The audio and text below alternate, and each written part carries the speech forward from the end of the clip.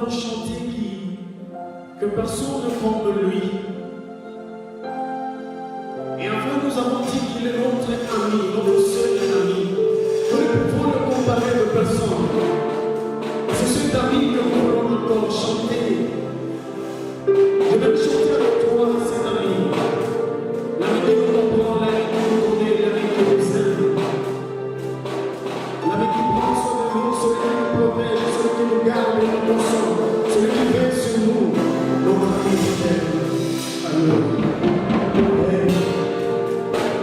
Mon meilleur ami, mon ami de tous les temps, toujours prêt à me consoler.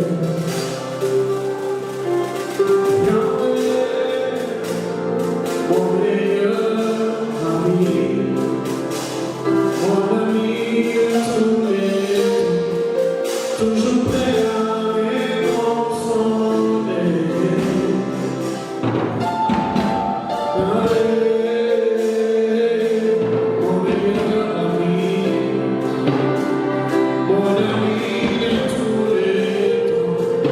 Toujours prêt à me consoler.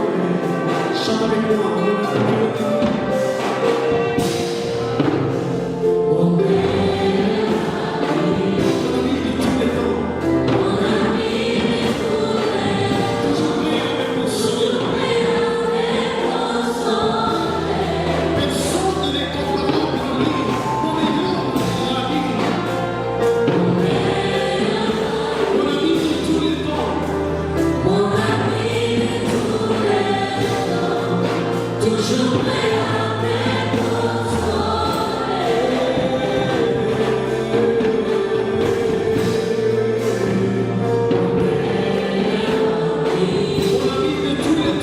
Mon ami de tous les temps. Toujours prêt à me consoler. Je chante mon meilleur ami parce qu'il est nous sommes mon meilleur. Mon idole.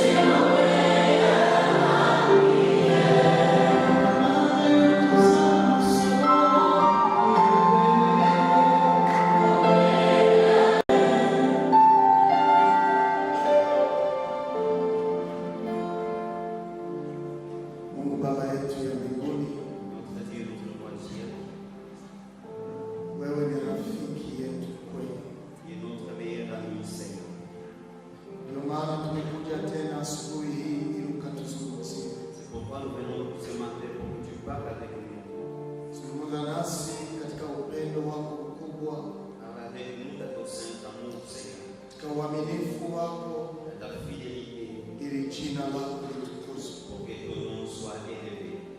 Bariki Bwana kusanyiko lote nzima Bénis toute l'assemblée au Seigneur.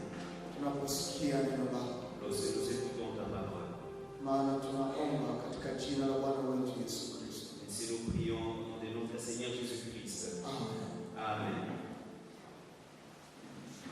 Naweza kuchukua nafasi. Vous pouvez prendre votre place. Nataka kusihi uchukue Biblia yako kwa wale waliokuja nayo. J'en supplie celui qui a sa Bible de prendre cette Bible. Tunakuwa katika kitabu cha Waroma sura 3 Nous sommes dans le livre de Romains chapitre 3. mstari wake ni ile ya 3 na ile ya 4. Verset 3 jusqu'à 4.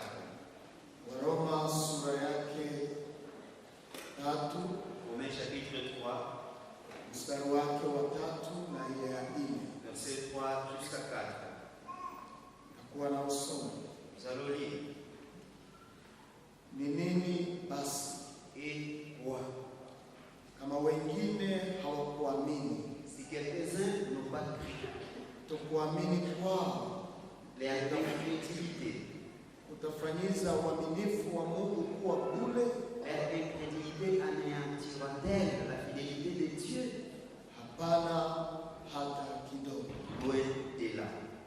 Lakini Mungu akae kweli, Et Dieu, au contraire, soit reconnu pour vrai, na kila mtu mwongo, et tout homme pour menteur.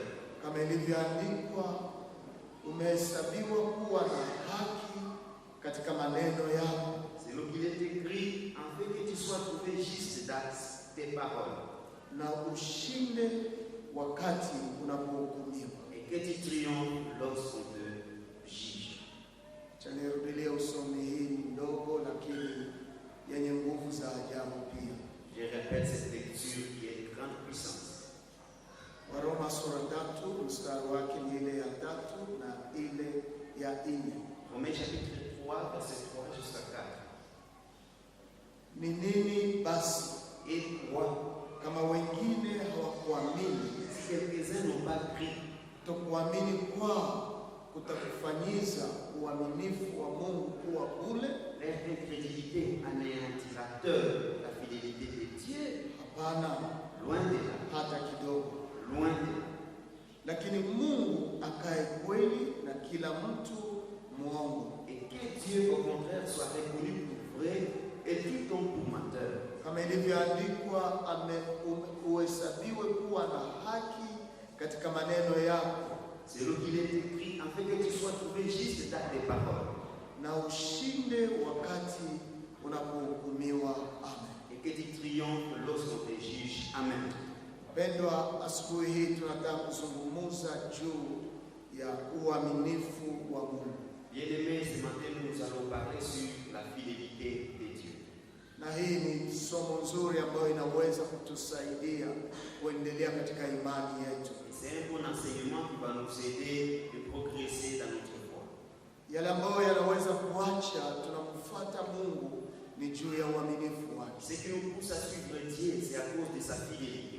na hii ndiyo maulizo ambayo Paul anaileta kwa Wayahudi Et ce sont les questions que Paul amène devant les Juifs. waliokuwa katika nchi ya Rumi, Le Juif qui était à Rome, ili amshe dhamiri yao na nia yao kumjua ya kwamba kuna Mungu ambaye ni mwaminifu, pour qu'il réveille leur conscience et leur souhait de connaître que Dieu est fidèle.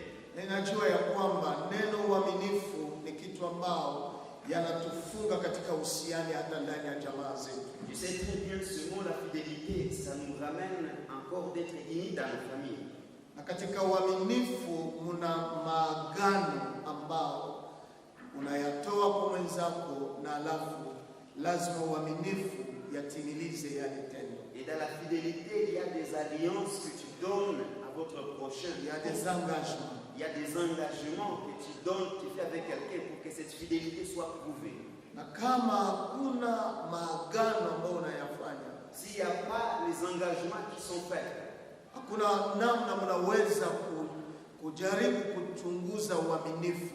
s'il n'y a pas un moyen d'observer, de voir votre fidélité. Kwa hivi engagement ni kitu ambao inatuleta kukuwa mtu mkamilifu.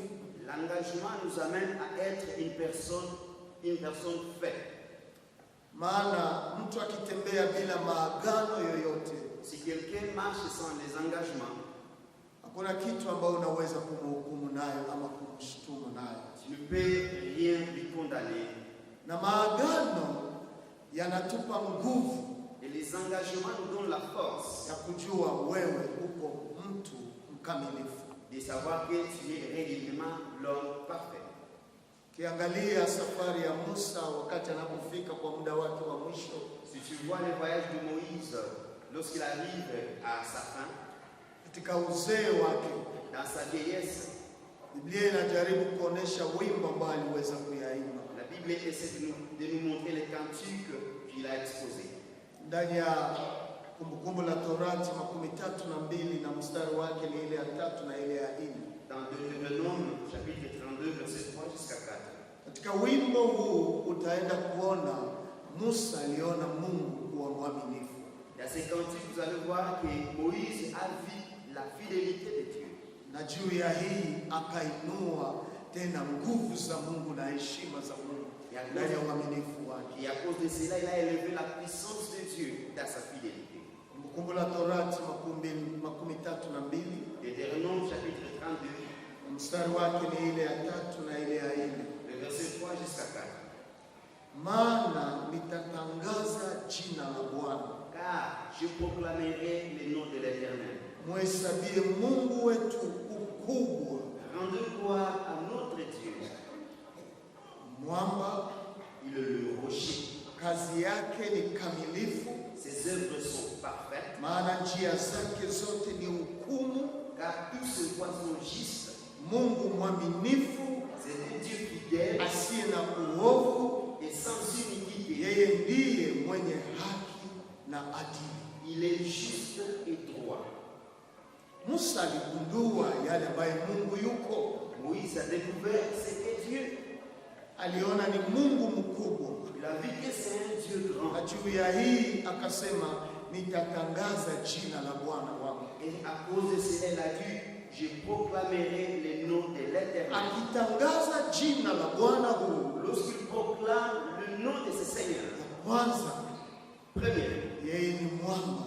parce que le rocher, Najua neno mwamba tu connais le mot rocher, ni jiwe ambao huwezi kuitingiza, c'est une pierre que tu ne peux même pas bouger. jiwe ambayo inawekwa na inabaki katika msingi wake. C'est une pierre que tu ne peux pas bouger, qui reste intacte. Huyo ndiye Mungu wetu. Il est notre Dieu.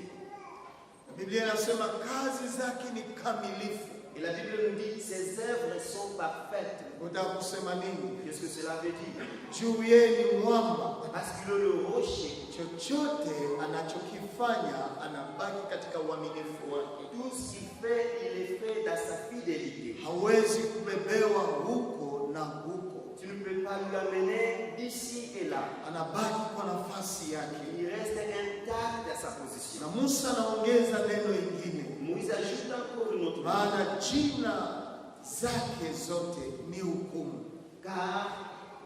car toutes ses voies sont justes. Maana njia zake zote samani ni hukumu. Car toutes ses voies sont justes. Kusema chochote anachokifanya, C'est-à-dire tout ce qu'il fait. ukijaribu kuiweka kwenye mzani, Si tu essaies un peu de peser cela, utakutana yeye ni mwaminifu. vous allez comprendre, vous allez trouver qu'il est toujours Ndio fidèle. maana katika uaminifu wake C'est pourquoi dans sa fidélité, matendo yake yanajulikana. tous ses œuvres sont reconnues.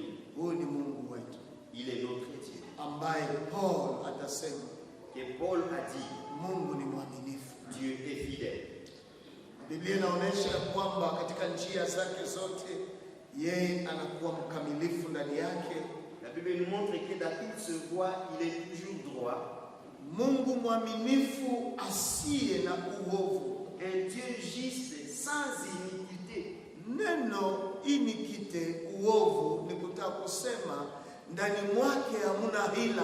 Le mot iniquité C'est-à-dire, en lui, il n'y a pas de mauvaises choses. akikufanyizia jambo Lorsqu'il fait pour toi une chose, iwe mbaya kwa macho yako, même si ça soit très mauvaise à tes yeux, ndani mwake hakuifanya juu ya kukuangamiza, dans son cœur, il ne l'a pas fait pour te détruire. kwa sababu ndani mwake hamuna inikite yoyote. Parce que dans son cœur, il n'y a pas d'iniquité. Anayafanya tu kwa faida yetu, Il le fait pour notre intérêt. ili aturudishe karibu na mwamba huu. Pour que ça nous rapproche auprès de cette roche. Mara nyingine unaweza kulia kusema Mungu umeniacha. À un certain moment, tu peux pleurer en disant, Seigneur, tu m'as abandonné. Hapana, Non, anayafanya kwa uzuri wako, il le fait pour votre bienfait. anakujua Tu te connais na yeye mwenyewe ni mwaminifu. et il est fidèle. Lakini Biblia inaongeza neno La hili, Bible ajoute encore un autre mot.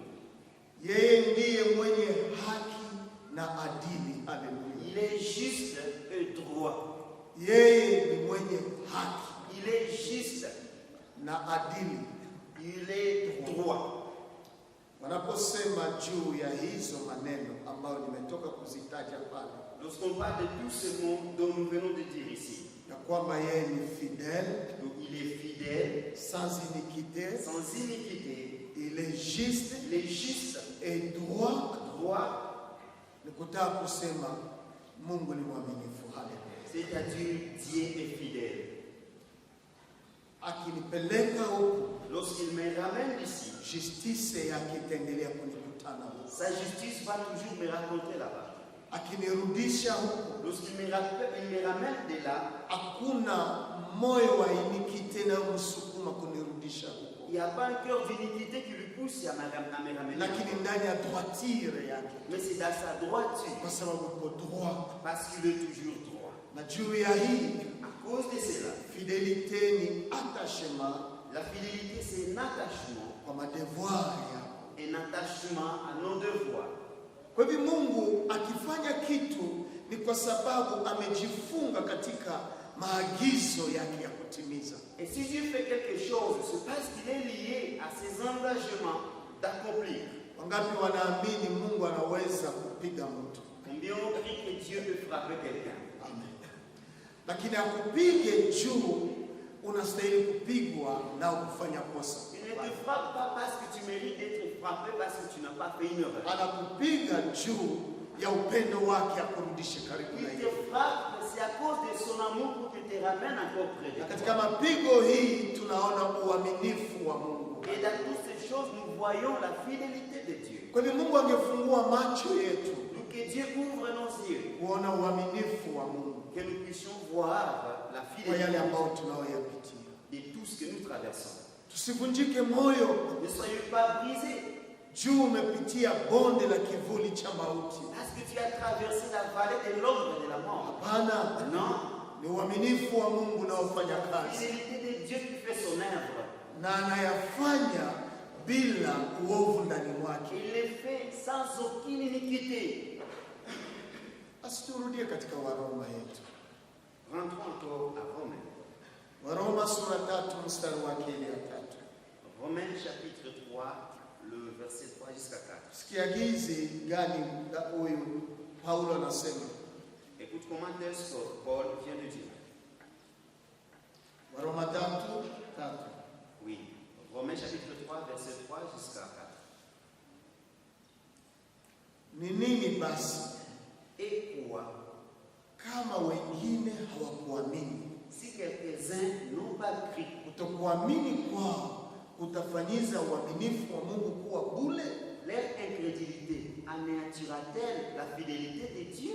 Unaposikia ulizo huu, Lorsque tu écoutes cette question, ni kama Paulo anazungumza na watu wa aina mbili, c'est comme si Paul parle à déjà des personnes dans son lakini histoire. watu hawa anapozungumza nao, kuna mtu ambaye anaonekana zaidi kuliko mwingine. Lorsqu'il parle à ces deux genres de personnes, il y a une personne qui est visible.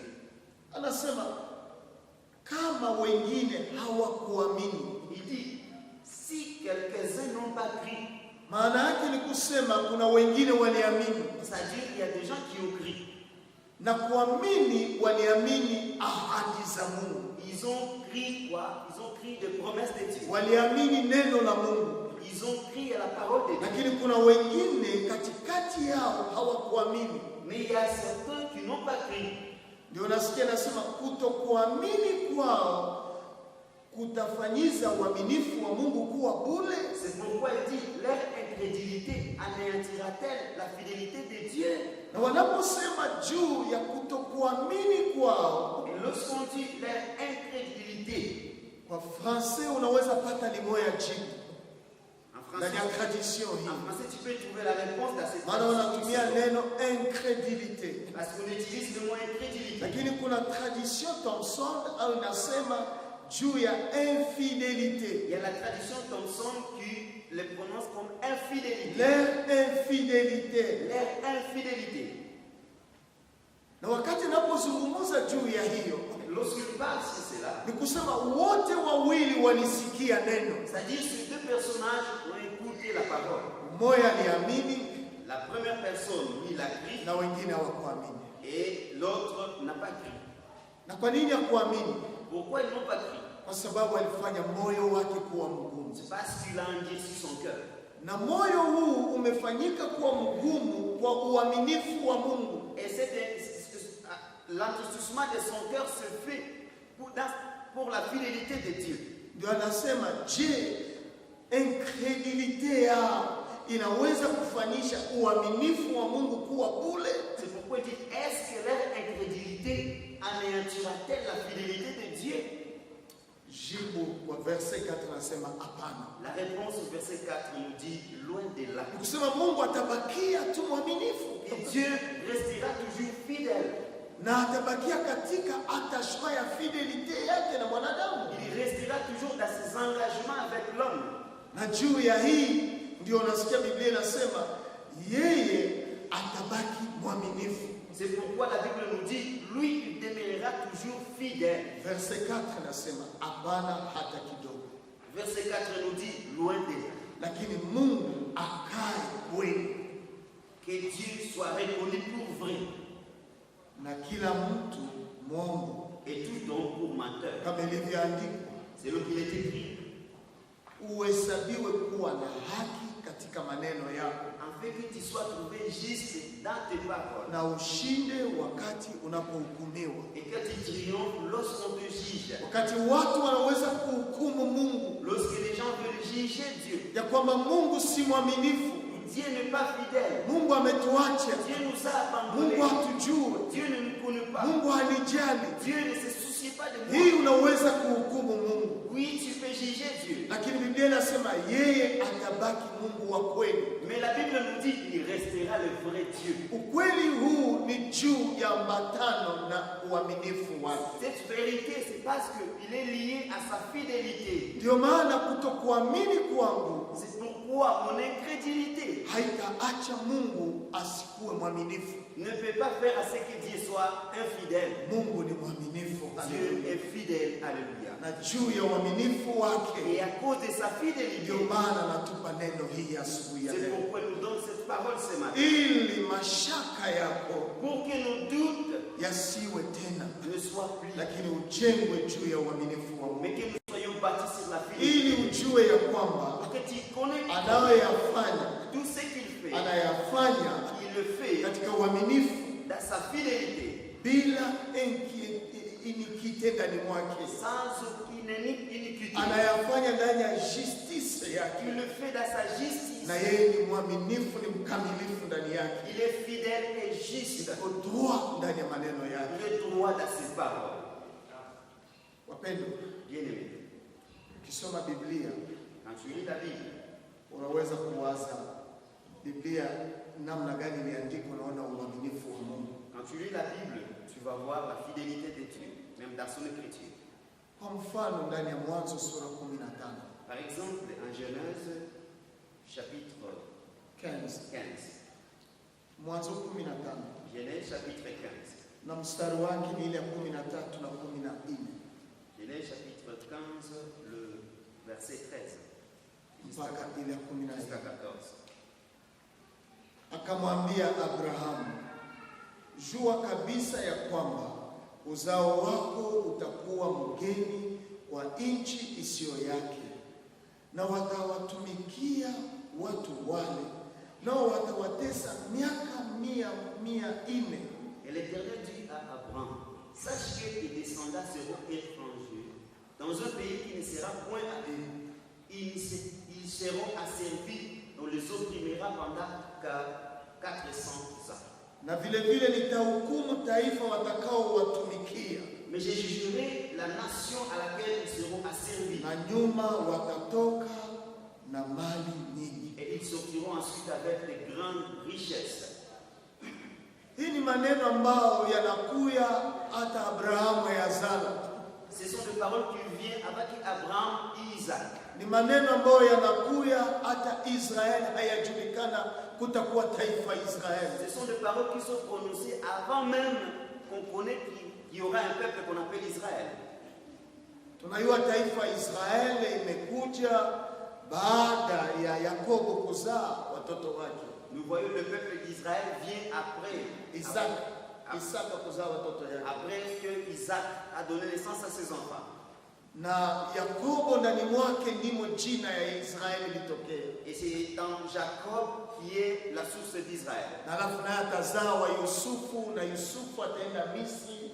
Et ils vont mettre au monde Joseph et Joseph ira aussi Na en mwisho Égypte. jamaa yote itaenda Misri. Et tout le peuple iront en Égypte. Lakini juu Mungu ni mwaminifu. Mais parce que Dieu est fidèle, Aliambia maneno haya Abraham. il a parlé toutes ces paroles à Abraham. Ni wakati Abrahamu akukeshea juu ya sadaka aliyokuwa akitoa mbele ya Bwana. C'est lorsque Abraham n'a pas veillé sur les offrandes qu'il donnait à Dieu. Akitoa zabihu juu ya agano lake pamoja na Mungu. Lorsqu'il offrait au Seigneur, il donnait les holocaustes pour Dieu.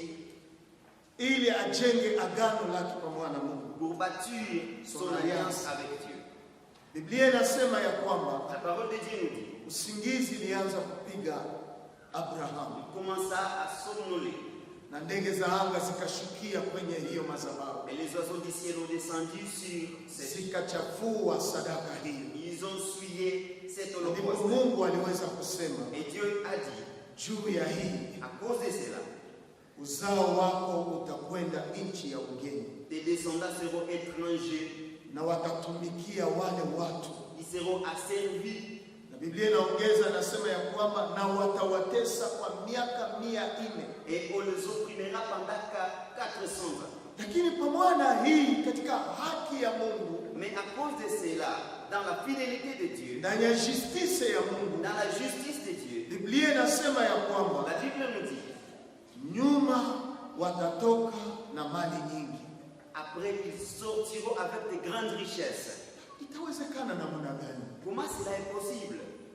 Watumwa Les esclaves, miaka 400, pendant 400 ans. lakini pia mkono wa Mungu ingali nao. Et la main de Dieu est toujours sur eux. Mkono wa Mungu ingali natembea nao. La main de Dieu marche toujours avec eux. Uaminifu wa Mungu uko nao. La fidélité de Dieu avec Na eux. Mungu anatoa tena ahadi. Et Dieu donne encore une promesse. Watatoka na mali nyingi. Ils sortiront avec de grandes richesses. Mpendwa ambaye uko hapa, Bien aimé que tu es ici. hata iwe mimi, hata iwe wewe, pengine haungekubali.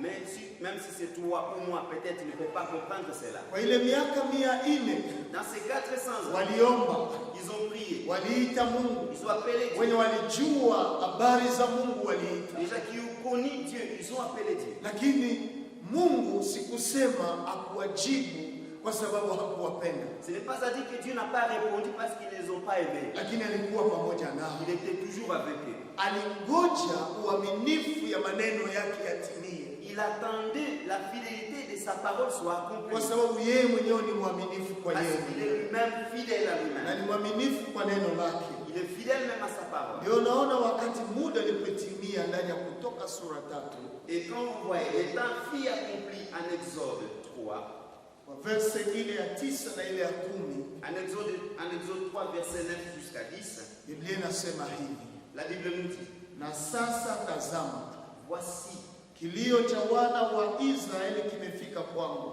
les cris d'Israël sont venus jusqu'à moi. na tena nimeona mateso ya Wamisri wanaowatesa naye. Et j'ai vu l'oppression que leur font souffrir les Égyptiens. Basi kuja sasa na nitakutuma kwa Farao, Maintenant, va, je t'enverrai auprès de Pharaon. pate kutoa watu wangu wana wa Israeli toka Misri. Et tu feras sortir d'Égypte mon peuple, les enfants d'Israël. kuwatoa baada ya miaka 400. Le faire sortir après 400 ans. Lakini uaminifu wa Mungu yuko pale. Mais la fidélité est toujours là. Inakaa pale. La vérité de Dieu est toujours là. Hii ni jambo moja ya kuwatoa. Ça c'est une chose de le faire sortir. Kwa sababu alisema nitawatoa. Parce qu'il a dit, je vous ferai sortir. Haijalishe muda ambao unaoyapitia. Peu importe le moment que tu traverses. Haijalishe jimbo letu la Kivu inayoyapitia. Peu importe ce que notre Kivu est en train de Lakini traverser. Mungu ni mwaminifu. Mais Dieu est fidèle. Anajua wakati gani ataweza kutoa. Il connaît quand il nous délivrera de cette Na situation. anajua na njia gani atakayotupitia ndani yake. Il connaît de quelle voie il va nous faire sortir de cette Miaka situation. 400 Pendant 400 ans, wanangoja tumaini ya ukombozi. ils ont espéré à la délivrance. Na Mungu alibaki mwaminifu kwa maneno yake. Et Dieu est resté fidèle à ses Na paroles. Mungu alikuja kutimiza maneno yake. Et Dieu est venu accomplir sa parole. Ninafikiri Je pense, ya kwamba wakati Musa alipokimbia, lorsque Moïse a pris fuite, Israeli yote ambao walikuwa wamejua habari za Musa jinsi anaanza kuwapigania, wakapoteza pengine tumaini. tout Israël qui ont connu que Moïse est en train de leur défendre, ils ont perdu la foi à certains moments. Ninafikiri Je pense très bien. wengine walianza kuleta mokeri, masije ya critique ndani ya societe yao, Il y a certains qui ont commencé même à se moquer, à critiquer dans leur société. ya kwamba huyu mtoto alitaka fanya nini. Qu'est-ce qu'a voulu faire cet enfant? Inafikiri alikuwa vile. Je pense que c'était comme Na ça. ukiona hata moyo wa Musa, Et quand tu vois même le cœur de Moïse, hata yeye mwenyewe hakuamini ya kwamba anaweza kuokoa wale watu. même lui seul n'a pas cru qu'il peut sauver ces gens. Maana alisema mimi ni nani niweze kuokoa hawa watu kwa mkono wa Farao. Parce qu'il a dit, qui suis-je pour sauver ces gens de la main de Pharaon? Aliona jeshi la Farao, Il a vu l'armée de Pharaon. aliona watu wa Farao, Il a vu le peuple de Pharaon. alikaa kwa ikulu ya Farao, katika nyumba ya Farao. Il était même dans la maison de Pharaon. Alijua systeme ya administration ya Farao, Il connaissait très bien le système alijua d'administration de Pharaon. puissance ya mareunion walikuwa nayo ya Farao. Il a connu même la puissance de Pharaon. Kwa hivyo aliona haiwezekani, Il a dit, c'est impossible. lakini kuna Mungu ambaye kwake Mais kunawezekana, il y a un Dieu dont tout est possible. ambaye ni mwaminifu kwa maneno Qui yake. est fidèle à ses Na paroles. Mungu kukuja kwa Musa, Et quand Dieu vient auprès de Moïse, hakuje juu ameona Musa na moyo wa kugomboa watu, il ne vient pas parce que Moïse a un cœur de sauver ses lakini gens. anakuja nyuma ya neno lake Mais il vient derrière sa parole. ambaye alisema nyuma kidogo nitawaokoa. Quand tu l'as dit, à un certain moment, je vous délivrerai. Anachagua njia zake yeye mwenyewe, Il cherche lui-même, il choisit lui-même ses na chemins. ninajua na sisi pia Et nous aussi, nous le savons. kuna siku itakuja Je sais qu'il y a un jour ambao tutakuwa kama wana wa Israeli, où nous serons comme les enfants d'Israël, tukiona yale uaminifu wa Mungu. quand nous verrons la fidélité de Dieu. Ndani ya Zaburi 126 verse ya kwanza nasema hivi: Psaume 126, le verset 1 nous dit, wakati Bwana alipogeuza tena utumwa wa Sayuni, quand l'Éternel ramena les captifs des Sion, tulikuwa kama wenye kuota ndoto. nous étions comme ceux qui font un rêve. Ni hapa wanaona uaminifu wa Mungu. C'est ainsi qu'ils ont su la fidélité de Hawa Dieu. watu walikuwa wamevunjika moyo juu ya utumwa wao. Ces gens étaient déjà décis de leur captivité. Utumwa hii ni ya Babeli Cette captivité de Babylone, ambayo linazungumza kwa mara ya pili. qu'on parle à second. Mara ya kwanza nilizungumzia utumwa ya Misri, La première chose, on a parlé de la captivité de l'Égypte. lakini hapa ninazungumzia juu ya Babeli. Si on parle de captivité à Babylone, Manabii walizungumza juu ya kupelekwa kwa Babeli, les prophètes ont parlé sur la déportation de lakini pia Babylone. uaminifu wa Mungu ulikuwa nao hata kule, Mais la fidélité de Dieu était toujours ya avec kwamba eux. kuna siku Mungu atawarudisha kwa nchi yetu. Qu'il y a un jour où Dieu les ramènera dans leur pays. Ninakumbuka wakati tulipozungumza hapa juu ya hao watu wa Sayuni Je me souviens lorsque nous avons parlé de ces gens de Sion ambao waliweka vinubi vyao juu ya miti, qui ont élevé leur guitare, leur harpe. wakaiweka juu ya miti.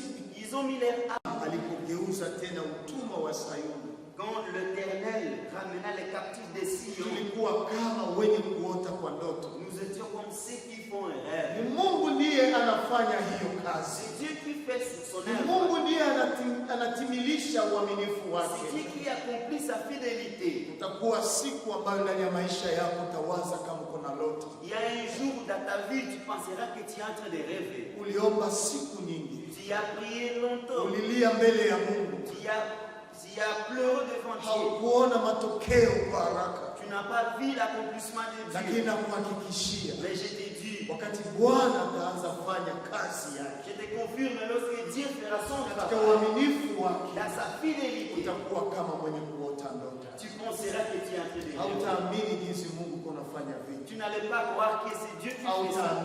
Tu n'allais pas croire. Maisha yangu ni ushuhuda. Ma vie, c'est un témoignage. Mwezi ambayo kwa hii juma ambayo imepita, Dans cette semaine, niliweza kuweka kwa grupe ya Polyglossa foto yetu ya mariage na madame. je mis dans le groupe de Polyglossa notre photo de mariage avec maman. Ndani ya faible commencement. Dans le faible commencement Masereka. de Masereka, Na nyuma nikachia chini pale phrase moja. Sijui kama mnafanya kama analysis. et puis je mis une phrase là en bas. Je ne sais pas si Nasema vous avez neema ya Mungu inabrisa kama maisha yetu ndani ya humility. la grâce de Dieu brise notre vie dans l'humilité. Wakati unapoona yeye Mungu anafanya, Lorsque tu vois ce que Dieu fait, unasema hii ni neema. et tu dis ça c'est une grâce. Na juu umegundua ni neema, C'est parce que tu as découvert que c'est la grâce. kuwa humble. Sois humble. Shuka. Sois humble. Fidelite ya Mungu inatutengeneza La fidélité de Dieu nous donne une bonne forme. na inakuwa kama rêve. C'est comme une rêve. Na mwimbaji mmoja alisema kanganga foto. Il y a une artiste qui a dit Kanganga foto. vraiment une photo. Hakuisema tu kuisema, Il n'a pas seulement parlé de rien. aliitangaza yale ambayo yatazungumza kesho. Il a proclamé ce qui va parler demain. Na najua na sisi tuna mapicha mbalimbali Je sais que nous aussi nous avons des photos ambayo yanaweza kuwa ekole kwa maisha yetu qui peuvent être une école pour notre vie. ya kuona fidelite ya Mungu. De voir la fidélité de Dieu.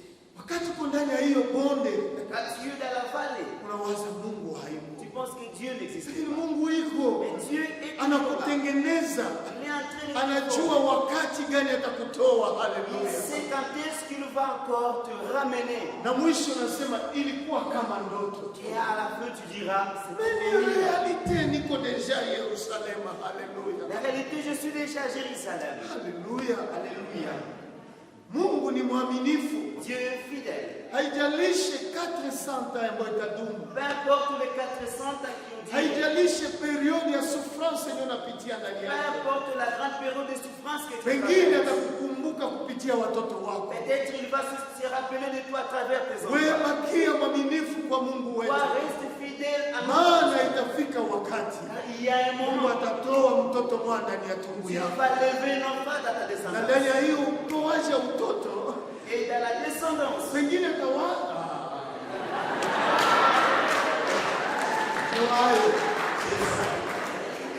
Joayo, c'est ça. La faute. lakini Mungu ataanza kuinua pole pole pole pole. Tu commenceras à t'élever lentement. Uaminifu wa Mungu utafanya kazi. La fidélité de Dieu fera un travail. Haleluya! Alléluia. Lakini ukiona picha ya leo, Tu vois la photo d'aujourd'hui. inaonyesha taa ya leo. La photo d'aujourd'hui. Ukiona ya leo, Si tu vois la photo d'aujourd'hui, atawapatia. Wewe unaiona ya leo, mais tu vois ile la ni photo foto d'aujourd'hui. main ya leo, Ça c'est la photo, c'est la réalité ici. ni uaminifu. C'est la fidélité de Dieu. Nakumbuka tulilala pale ku Avenue Ruchuru, maombi, mstiki na tubonga. Naenda kwa waserorante, naomba, naenda Masereka, naenda Mshenene kumolubwe, maombi. Je me souviens que j'ai beaucoup prié jusqu'à ce que les moustiques m'ont piqué. J'ai beaucoup prié.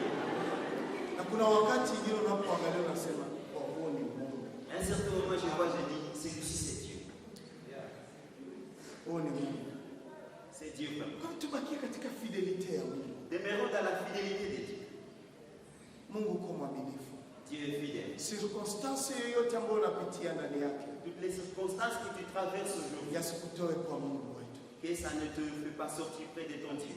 Souffrance ambao watu wanaporwa mali yao, La souffrance qui passe lorsqu'on est en train d'escroquer les gens leur watu richesse. wanachoma gari zao, On brûle le véhicule des gens. watu wanauawa kwa On upanga. est en train de tuer, d'égorger les gens. Najua kuna siku, Je sais qu'il y a najua un kuna moment, siku il y a un moment, ambao tutasema tulikuwa kama kulota ndoto. il y a un moment où nous dirons, c'était comme Mungu une rêve. atabadilisha maisha yetu.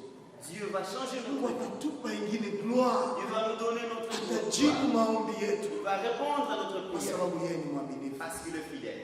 Na ndio maana unaona kwa sehemu ya pili ya kwanza aliwatoa, C'est pourquoi vous allez voir, au premier pas, il les a livrés. lakini ahadi ilikuwa watatoka na mali mengi tosha. Sasa Mais la promesse était, ils vont sortir avec de grandes richesses. angalia Kutoka 11, Regarde Exode 11.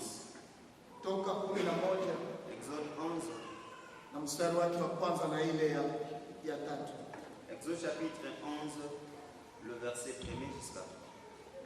Inasema hivi, Il dit ainsi. Kutoka 11 verse ya kwanza na ile ya tatu. Exode chapitre 11, du premier verset jusqu'au 3e. Bwana akamwambia Musa, L'Éternel dit à Moïse, pigo lingine moja nitaileta juu ya Farao na juu ya Misri, alafu atawaruhusu ninyi kwenda. Wakati atakapowaruhusu ninyi kwenda kufukuza, atawafukuza nyinyi kabisa.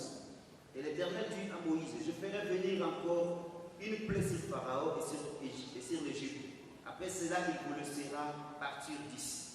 Lorsqu'il vous laissera Sema fait aller, il vous ça sera même ici. verse 2, sema sasa masikioni mwa watu, na kila mtu aombe kwa jirani yake na kila mwanamke kwa jirani yake vyombo vya fedha na vyombo vya dhahabu. Par le peuple, pour que chacun demande à son voisin et chacune à sa voisine de vases d'argent et de vases d'or.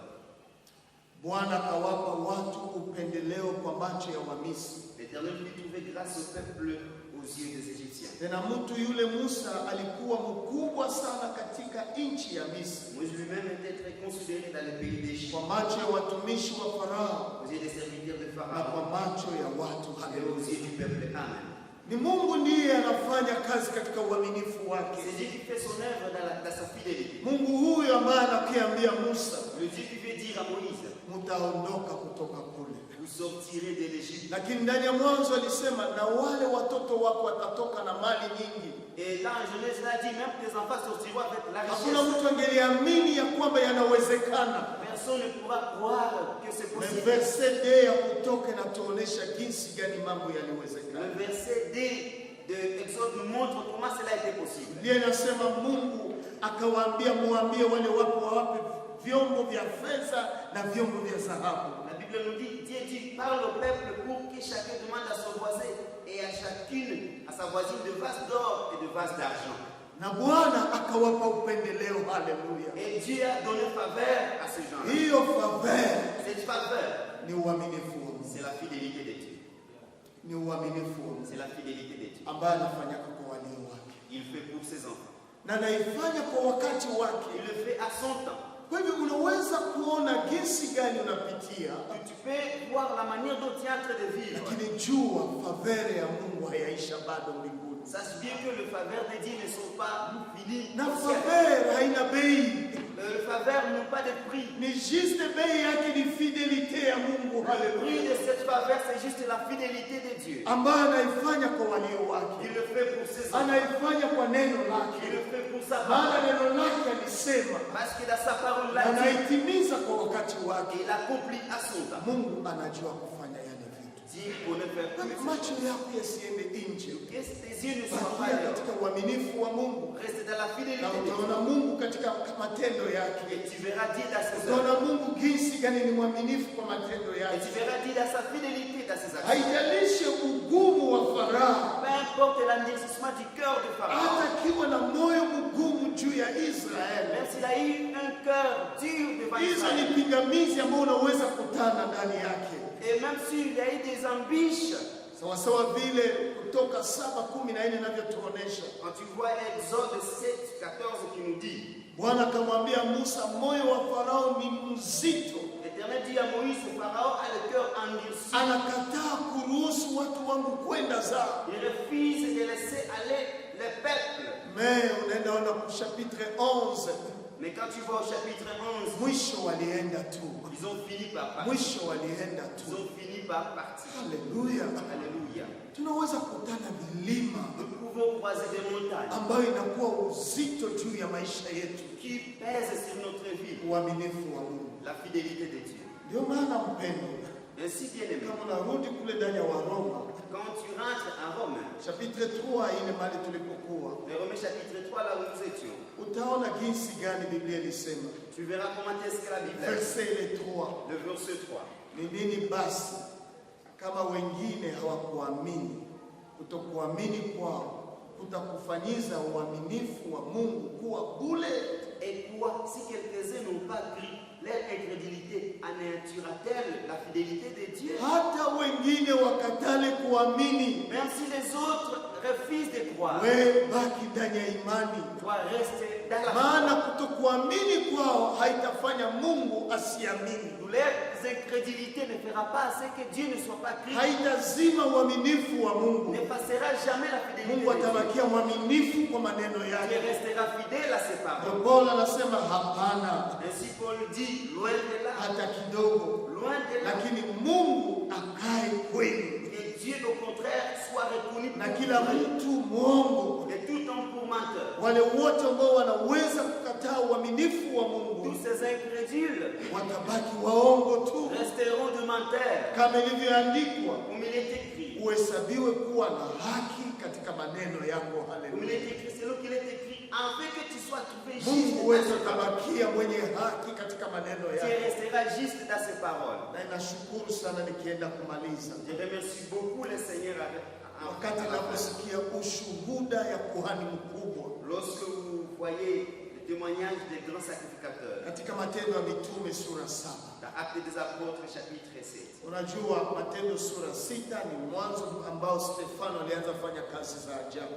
Dans Actes des Apôtres 6, ça montre le Stefano travail de Stéphane. anaanza fanya kazi za ajabu, Il commence à faire son travail. anashuhudia juu ya matendo makubwa ya Mungu Il commence à témoigner des grands feux de Dieu. na matendo ya maajabu yanatembea naye. Et les grands feux qui marchent avec la Le fidélité. verset 6 ya chapitre 6 ya Actes des Apôtres, Le verset 6 des Actes des Apôtres, chapitre 6. verset 8 ya chapitre 6 ya Actes des Apôtres, Verset 8 des chapitre 6 des Actes des Apôtres. ambayo inatangaza makubwa ambayo Stefano alifanya. Qui témoigne la puissance de Dieu que Étienne a Mais au témoigné. chapitre 7 kuhani mkubwa akasema, Au chapitre 7, les grands sacrificateurs dit, maneno haya ni kweli. Verset 1 Verset chapitre 7. les souverains sacrificateurs dit, les choses sont-elles ainsi? Maneno haya ni kweli, Les choses sont vraies. maneno ambayo Stefano anashuhudia juu ya uaminifu wa Mungu. Ce que Étienne est en train de témoigner pour la fidélité de Maneno Dieu, haya ni kweli. c'est vrai.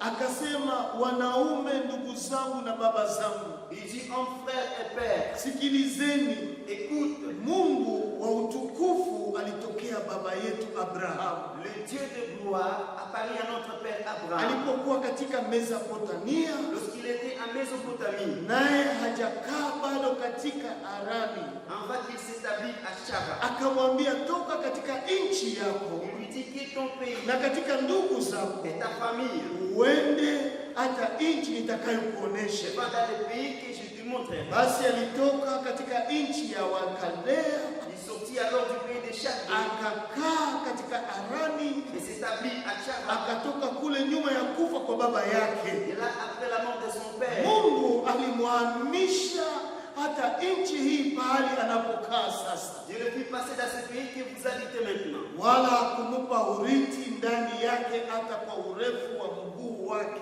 Il ne lui donna aucune propriété en ce pays, pas Aka- même de quoi poser ses pieds. Akaahidi ya kwamba atamupa iwe miliki yake na uzao wake nyuma yake, Mais il lui promit de lui en donner la possession et à sa postérité. wakati après. hajapata mtoto bado. Quoi qu'il n'eut point d'enfant. Naona hiyo maneno ambayo alikuwa anazungumza ni ya mbele sana. Vous voyez, toutes ces paroles, ce sont les paroles qui viennent de très loin. Mungu anaahidi Abrahamu. Dieu promet à Abraham. Mungu anatoa Abrahamu. Il promet à Abraham. Anamtoa katika nchi ambao yake ya zamani. Il fait sortir dans son pays. Na anampeleka katika nchi ambayo yeye asiyejua lakini Mungu anajua. Il nous ramène dans un lieu inconnu mais que Dieu connaît. Verset 6 nasema hivi. Le verset 6 nous dit. Na Mungu alisema hivi. Dieu parla ainsi. Ya kama uzao wake watakuwa wageni katika nchi ya watu wengine. Sa postérité séjournera dans un pays étranger. Ile ni Mwanzo 15 verse 13 kama unakumbuka. Ça c'est Genèse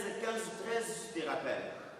Nao watawafanya kuwa watumwa wao. On la réduira en servitude. Na kuwatendea mabaya kwa kadiri ya miaka 400. Et on la maltraitera pendant 400 ans. Na lile taifa watakaowafanya watumwa nitawahukumu. Mais la nation à laquelle ils auraient été asservis, c'est moi qui les jugerai. Alisema Mungu. Dit Dieu. Na nyuma ya maneno haya watatoka. Après Haleluya. cela, ils sortiront. Nao wataniabudu pahali hapa. Ils me Haleluya. serviront dans ces Nyuma ya pays. maneno haya watatoka. Après toutes ces paroles, ils sortiront Ili waweze kumwabudu Mungu wetu. pour qu'ils adorent notre Dieu. Mpendo, Bien-aimé, baki katika uaminifu wa Mungu. reste dans la fidélité de Dieu. Kaa katika uaminifu wa Mungu. Demeure dans la fidélité de Dieu. Usitishwe na jambo Ne lolote. sois pas bousculé par les Mungu ni événements. mwaminifu kwa maneno Dieu yake. est fidèle à ses paroles. Incredulité ya watu ya societe isikubebe ndani ya incredulité. Que l'incrédulité de la société ne t'amène pas dans leur manière d'être. Watu ambao hawaamini Mungu wasitutoe katika imani yetu. Que les gens qui sont incrédules ne nous enlèvent pas dans notre foi. Masemi yao yasituvunje moyo. Que leurs paroles ne nous blessent pas. Isivunje relation yetu pamoja na Que Mungu. leurs paroles ne brisent pas notre relation avec Lazima Dieu. tubaki tukifungamana na agano ya Mungu Nous wetu. devons rester liés par l'engagement de Ili notre tuone Dieu. uaminifu wake kwa wakati wake. Pour que nous voyions sa fidélité à son temps. Haijalishi unapitia muda gani. Peu importe le moment que tu traverses. Haijalishi machozi ambayo uko nayo. Peu importe de combien de fois tu as pleuré. Amini, Mungu ni mwaminifu. Crois que Dieu est fidèle. Ni mwaminifu kwa ahadi Il zake. est fidèle à ses paroles. Anajua kufanya mambo Il connaît faire les kwa choses wakati à wake. son temps. Iwe meme unabii ya kuzaliwa kwa Yesu Kristo. Même la prophétie de la naissance de Jésus. Watu hawakuamini kama itakuwa. Les gens n'ont pas cru qu'il Na serait. Biblia inasema wengine waliyaona kwa mbali.